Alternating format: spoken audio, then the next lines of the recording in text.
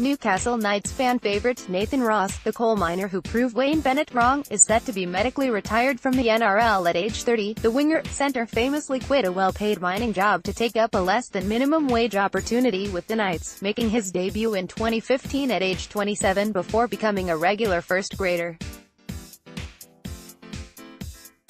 Ross has not played since round 20 last season and has been unable to recover after groin, pelvis surgery. It is believed he told teammates recently that his career is over.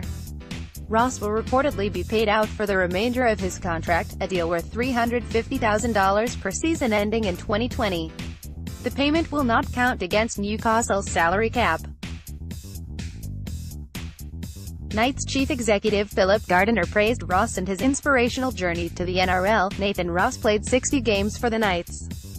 AAP, he's been a fantastic ambassador for this club.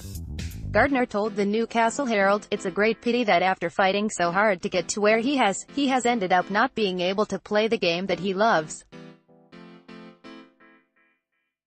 His is a great story of fighting his way through the local ranks and being told he wouldn't make it before proving the doubters wrong. He was a coal miner who got his break older than most do, and the community really identified with him as a character. We are very disappointed to lose him, to lose him to a career-ending injury. We obviously wish all the best for Nathan and his family." Ross got a trial and train opportunity with Newcastle at the end of 2013, turning up to training after working 14-hour night shifts in the mines. He not only overcame his work circumstances but then Knights coach Wayne Bennett, with the legend telling him he'd never make the NRL. Nathan Ross with Mitchell Pearce. AAP, I did enough to get a pre-season with the Knights, and halfway through that pre-season, some people look at this person, Bennett, as the greatest coach of all time, gave me a tap on the shoulder and said that I'd never be an NRL player. Ross told the Locker Room podcast, "That would have been disheartening for a lot of people. I thought I was doing everything I had to do in order to be an NRL player. This is why he's such a great coach.